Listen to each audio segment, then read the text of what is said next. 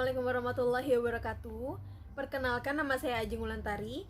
Video ini saya buat bertujuan untuk memenuhi tugas individu dari mata kuliah pengantar aplikasi komputer.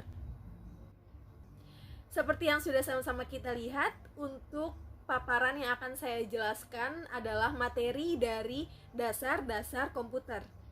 Kita mulai dari pengenalan komputer.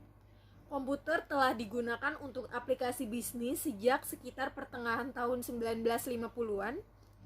Pesatnya perkembangan di bidang teknologi informasi dan komunikasi atau Information and Communication of Technology, bisa disingkat dengan ICT, telah meminimalisasi pemakaian pena dan kertas. ICT lebih menjadikan istilah virtual semakin akrab dengan kegiatan perkantoran modern. Komputer diawali sebagai mesin yang ukurannya sama besar dengan sebuah ruangan yang melakukan tugas-tugas sederhana seperti aritmatika yang sangat cepat. Kecepatan pengolahan komputer terus mengalami peningkatan seiring dengan menyusutnya ukuran fisik dan komponen-komponen yang lainnya. Masa depan komputer dan teknologi informasi komunikasi menunjukkan adanya kelangsungan tren ke arah penyusutan fisik suatu komponen, dan suatu sirkuit elektronika juga meningkat mobilitasnya. Selanjutnya ada pengertian komputer.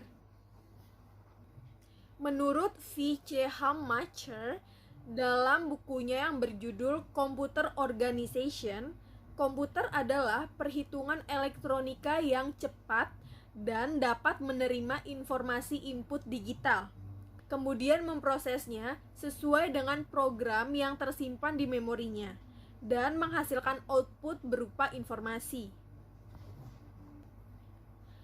Berikutnya ada Robert H. Blismer pada tahun 1985 dalam bukunya yang berjudul Komputer Annual. Komputer adalah suatu alat elektronik yang mampu melakukan beberapa tugas sebagai berikut: menerima input, memproses input tadi sesuai dengan programnya, menyimpan perintah-perintah dan hasil dari pengolahan, dan menyediakan output dalam bentuk informasi. Sedangkan secara umum, komputer adalah serangkaian mesin elektronik yang terdiri dari jutaan komponen yang dapat saling bekerja sama, serta membentuk sebuah sistem kerja yang rapi dan teliti. Sistem ini kemudian digunakan untuk melaksanakan pekerjaan secara otomatis. Berdasarkan instruksi program yang diberikan kepadanya, istilah hardware komputer atau perangkat kelas komputer merupakan benda yang secara fisik dipegang atau dipindahkan dan dilihat. Selanjutnya kita beralih ke sejarah komputer. Komputer generasi pertama adalah tabung hampa udara, merupakan ciri dari komputer generasi pertama dengan salah satu bahan bakunya terbuat dari kaca, sehingga mudah pecah dan mudah menyerap atau menyalurkan panas. Agar bahan dari kaca tadi tidak panas, maka diperlukan komponen lain yang berfungsi sebagai pendingin. Dengan adanya komponen tambahan tersebut, maka komputer menjadi besar, berat, dan mahal. Selanjutnya ada komputer generasi kedua. Penemuan bahan baku lain berupa transistor yang terdiri dari basic, kolektor, dan eminer merupakan ciri dari komputer generasi kedua ini. Transistor merupakan singkatan dari transfer resistor. Sebagai komponen padat yang mempunyai banyak keunggulan seperti tidak mudah pecah, tidak cepat menyerap, dan menyalurkan panas, maka dengan begitu komponen yang ada menjadi lebih kecil, lebih murah, dan lebih sedikit membutuhkan listrik. Selanjutnya ada generasi ketiga, merupakan kelanjutan riset dari generasi kedua dengan hasil riset bahwa transistor-transistor dapat dipadatkan menjadi integrat circuit atau biasa disingkat dengan IC. IC adalah gabungan dari ribuan transistor dalam bentuk silikum dengan bentuk kecil-kecil dan ukuran beberapa milimeter. Dan yang terakhir ada generasi keempat. Riset kemudian dilanjutkan lagi. Pada generasi ini ditandai dengan munculnya LSI atau Large Scale Integration, yang merupakan pemadatan ribuan IC ke dalam sebuah chip. Istilah chip digunakan untuk menunjukkan suatu lempengan persegi. Istilah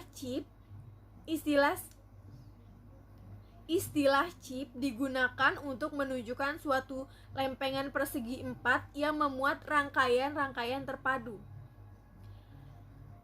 LSI kemudian dikembangkan dalam VLSI atau Very Large Scale VLC atau Very Large Scale Integration.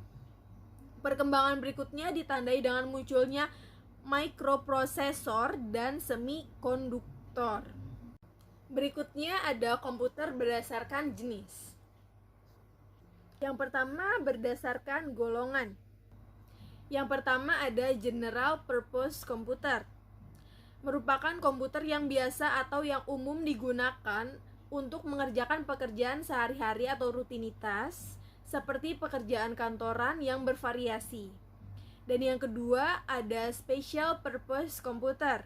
Merupakan komputer yang digunakan untuk menyelesaikan pekerjaan atau aplikasi khusus. Special Purpose pada awal merupakan General Purpose yang digunakan secara khusus dan sesuai dengan konfigurasi atau peralatan di dalamnya yang sudah dimodifikasi. Dan yang kedua ada berdasarkan kapasitas. Yang pertama adalah komputer makro atau personal komputer, diciptakan untuk memenuhi kebutuhan perorangan atau personal. Memori yang dimiliki oleh sebuah personal komputer pada awalnya hanya berkisar antara 32 hingga 64 kilobyte. Dan yang selanjutnya ada komputer mini, mempunyai kemampuan beberapa kali lebih besar jika dibanding dengan komputer personal. Hal ini disebabkan karena mikroprosesor yang digunakan untuk memproses data memang mempunyai kemampuan jauh lebih unggul jika dibandingkan dengan mikroprosesor yang ada pada personal komputer. Selanjutnya ada komputer mainframe. Komputer mainframe adalah yang memiliki prosesor lebih dari satu. Dengan demikian, dari segi kecepatan proses mainframe jauh lebih cepat jika dibandingkan dengan mini komputer. Kecepatan kerja mainframe mencapai 1 miliar operasi per detik. Selanjutnya ada komputer super. Sesuai dengan namanya, memiliki kemampuan yaitu kecepatan proses yang tinggi serta memiliki kemampuan menyimpan data yang jauh lebih besar apabila dibandingkan dengan mainframe. Yang ketiga ada berdasarkan data yang diolah. Yang pertama ada digital komputer. Merupakan suatu komputer yang dapat digunakan untuk mengolah data yang bersifat kuantitatif. Data berupa simbol yang dimiliki arti tertentu.